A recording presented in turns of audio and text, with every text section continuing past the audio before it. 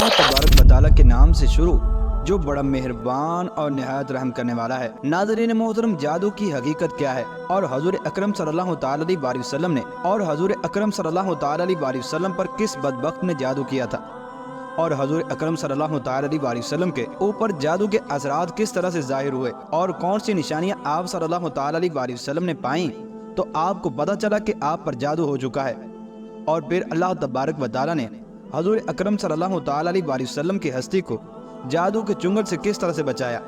नाज़रीन मोहतरम, आज की इस मुनफरिद वीडियो के अंदर हम इन्हीं सवालात के जवाब कुरान और हदीस की रोशनी में आपके साथ शेयर करेंगे।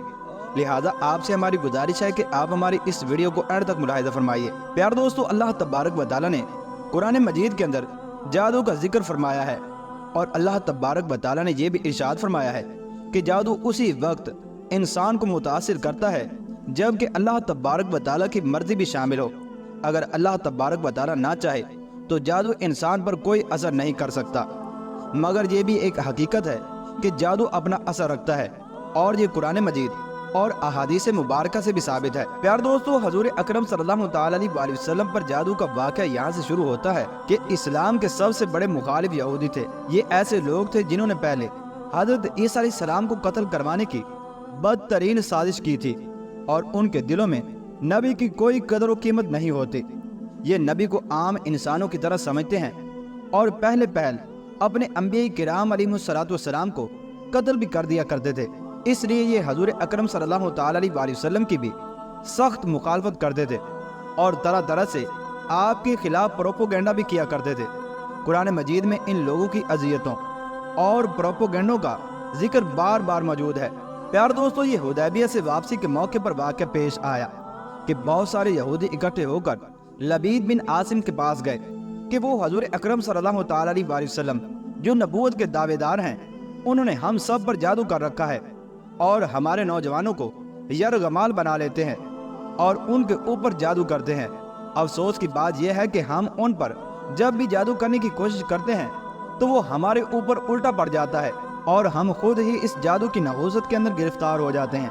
हम तुम्हें बहुत सारी कीमत अदा करेंगे अगर तुम ये हमारा काम कर दो कि हजूर अकरम सल्लल्लाहु तआला अलैहि वसल्लम पर जादू करके उनका जोर ख़त्म कर दो। लबीद बिन आसिम ने इस बात की हामी भर ली और बज़ाहिर उसने इस्लाम भी कबूल कर लिया था, लेकिन ये आला दर्जे का मुनाफिक था और नबी करीम सल्लल्लाहु तआला अलैहि वसल्लम से मोहब्बत का दावेदार भी था। बल्कि बाद लोगों ने लिखा है कि ये हजूर अकरम सल्लल्लाहु तआला अलैहि वसल्लम का खादिम बनकर आप सल्लल्लाहु तआला अलैहि वसल्लम के साथ रहता था। इस दौरान अक्सर ये हजूर अकरम सल्लल्लाहु तआला अलैहि वसल्लम के मुबारक बालों के अंदर कंगा वगैरह भी किया करता था और हजूर अकरम सल्लल्लाहु तआला अलैहि वसल्लम का कंगा मुबारक भी उठा लिया करता था। चुनांचे इसको जादू करने के लिए हजूर अकरम सल्लल्लाहु तआला अलैहि वसल्लम के मुबारक जिस्म से गिरे हुए बाल चाहिए थे। चुनांचे तारीख निगारों ने यह लिखा है कि ये काम इसने एक छोटी सी बच्ची के जिम्मे लगाया कि जब हजूर अकरम सल्लल्लाहु तआला अलैहि वसल्लम घर जाएं और कंगा करवाएं तो जो बाल नीचे गिरे उठाकर उन्हें ले आना। बज़ाहिर इसने आपकी बहुत खिदमत की, फिर अचानक वो गुमराह हो गया और अपनी बहनों के साथ मिलकर जादू का अमल शुरू कर दिया। चुनांचे फिर इसने उन बालों को लिया और उन पर जादू किया। जब जादू का अमल मुकम्मल हो गया तो आप सल्लल्लाहु तआला अलैहि वसल्लम पर कभी कभी असर होता, मगर ये कोई ख़ास नहीं था बल्कि थोड़ी सी देर के लिए होता था। इस सारे अमल में नबूवत के फ़राइद में कोई कमी या कोई कोताही पेश न आई, हत्ता कि जादू उरूज पर पहुंच गया और आप सल्लल्लाहु तआला अलैहि वसल्लम को महसूस होता कि किसी ज़ौजा मुतहरा के पास गए हैं, मगर आप सल्लल्लाहु तआला अलैहि वसल्लम इसके पास नहीं गए होते थे। इस तरह किसी काम के बारे में आप सल्लल्लाहु तआला अलैहि वसल्लम को महसूस होता कि आप सल्लल्लाहु तआला अलैहि वसल्लम ने वो काम कर लिया है, मगर हकीकत में आप सल्लल्लाहु तआला अलैहि वसल्लम ने वो काम नहीं किया होता था। इस दौरान कोई गलत बात आप सल्लल्लाहु तआला अलैहि वसल्लम के मुंह से ना निकले और ना ही दावत और तबलीग के अंदर कोई फ़र्क आया, बल्कि दुनियावी काम जैसे रोज़मर्रा के होते थे उनमें कभी कभी तरद्दुद पैदा हो जाता।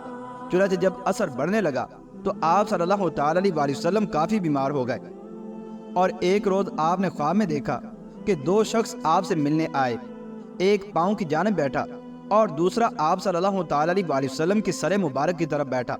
जो सर की तरफ बैठा था इसने दूसरे से पूछा कि इनको क्या हो गया, तो दूसरे ने जवाब दिया کہ ان پر جادو کیا گیا ہے۔ پہلے نے کہا کہ کس نے جادو کیا؟ تو دوسرے نے کہا ان پر لبید بن عاصم نے جادو کیا ہے، اور وہ منافق ہے اور وہ جادوگر بھی ہے۔ جس پر پہلے شخص نے پوچھا کہ کس چیز میں جادو کیا ہے؟ تو دوسرے نے بتایا کنگھی اور بالوں میں۔ پہلے نے پوچھا اچھا یہ کنگھی اور بال کہاں رکھے ہیں؟ تو دوسرے نے بتایا کہ نر کھجور کے درخت کی چھال کے اندر، پتھر کی چٹان کے تلے، زربان کے کنویں میں۔ آپ صلی اللہ تعالی علیہ وسلم جب اس خواب سے بیدار ہوئے تو خوشی کے لہجے میں حضرت عائشہ رضی اللہ تعالی عنہ سے فرمایا کہ میں جو چیز معلوم کرنا چاہتا تھا وہ مجھے اللہ تبارک و تعالی نے بیان کر دی، یعنی جادو اور بیماری کا مسئلہ جو تشویش کا باعث بنا ہوا تھا۔ چنانچہ اب وہ تشویش ختم ہو گئی۔ چنانچہ آپ صلی اللہ تعالی علیہ وسلم اس کنویں کے پاس تشریف لائے، مگر اس میں پانی بھرا ہوا تھا، اور بعض روایات میں لکھا ہے کہ اس کا پانی زرد ہو چکا تھا، شاید یہ جادو کی اثر کی وجہ سے تھا۔ آپ صلی اللہ تعالی علیہ وسلم واپس تشریف لے گئے اور دو صحابہ یعنی حضرت سیدنا علی المرتضیٰ اور حضرت عمر رضی اللہ تعالی عنہما کو بھیجا کہ وہ جادو والی یہ اشیاء نکال کر لے آئیں۔ بعض روایات میں ہے کہ آپ نے خود ہی نکال لی تھی، اور جب وہاں پہنچے تو ان درختوں کا منظر بالکل ایسے ہی تھا جیسے وہ شیطان کے سر ہوں، اور جادو کے اثر کی وجہ سے کنویں کا پانی بالکل میلا اور گدلا ہو چکا تھا، جیسے کسی نے اس میں مہندی ڈال رکھی ہو۔ یہ جادو کی ہوئی چیزیں لے کر حضرت علی رضی اللہ تعالی عنہ حضور اکرم صلی اللہ تعالی علیہ وسلم کے پاس تشریف لائے، اور اسی دوران حضرت جبرائیل علیہ السلام بھی تشریف لا چکے تھے۔ انہوں نے آپ صلی اللہ تعالی علیہ وسلم کو سکھایا کہ آخری دو صورتیں یعنی سورہ فلق اور سورہ ناس کو پڑھیں اور ان گروہوں کو کھول دیں۔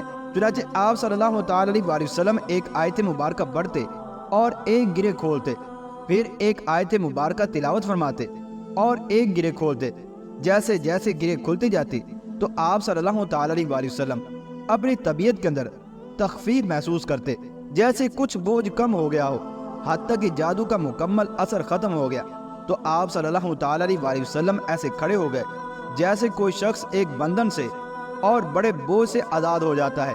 تو اس طرح سے اللہ تبارک و تعالی نے آپ صلی اللہ تعالی علیہ وسلم کو مکمل صحت یابی اور شفا یابی عطا فرمائی۔ پیار دوستو، لکھا ہے کہ وہی یہودی یعنی اس کے بعد آپ صلی اللہ تعالی علیہ وسلم کی خدمت کے اندر آیا کرتا تھا، مگر آپ صلی اللہ تعالی علیہ وسلم نے کبھی بھی اس کو شرمندہ نہیں کیا اور اس کے سامنے کسی چیز کا تذکرہ نہیں کیا، حتیٰ کہ مرتے دم تک یہ شخص آپ صلی اللہ تعالی علیہ وسلم کی خدمت میں آتا رہا۔ اور بعض روایات میں ہے کہ آپ صلی اللہ تعالی علیہ وسلم نے وہ چیزیں نکالنے سے منع فرمایا تھا۔ اس کا مطلب یہ ہے کہ آپ نے ان چیزوں کو کسی کو دکھانے سے منع فرمایا تھا۔ جب جادو کا اثر ختم ہو گیا تو ان چیزوں کو فوراً زائل کر دیا گیا۔ آپ صلی اللہ تعالی علیہ وسلم سے کسی شخص نے کہا کہ آپ ان چیزوں کو ظاہر کریں تاکہ لوگوں کو ان یہودیوں کی اصلیت کا چہرہ معلوم ہو سکے، مگر آپ صلی اللہ تعالی علیہ وسلم نے ارشاد فرمایا، جس کا مفہوم کچھ اس طرح سے ہے کہ مجھے اللہ تبارک و تعالی نے شفا عطا فرما دی ہے، اور مجھے یہ چیز پسند نہیں کہ برائیوں کو پھیلاؤں اور ان کا تذکرہ عام کروں۔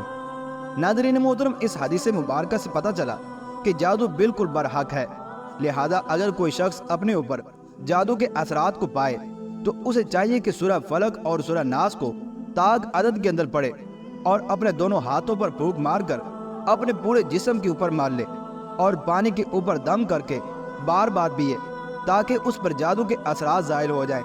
اللہ تبارک و تعالیٰ سے دعا ہے کہ اللہ تبارک و تعالیٰ ہمیں شریروں کے شر سے اور حاسدین کے حسد سے اور جادوگروں کے جادو سے ہمیشہ ہمیشہ کے لیے محفوظ رکھے۔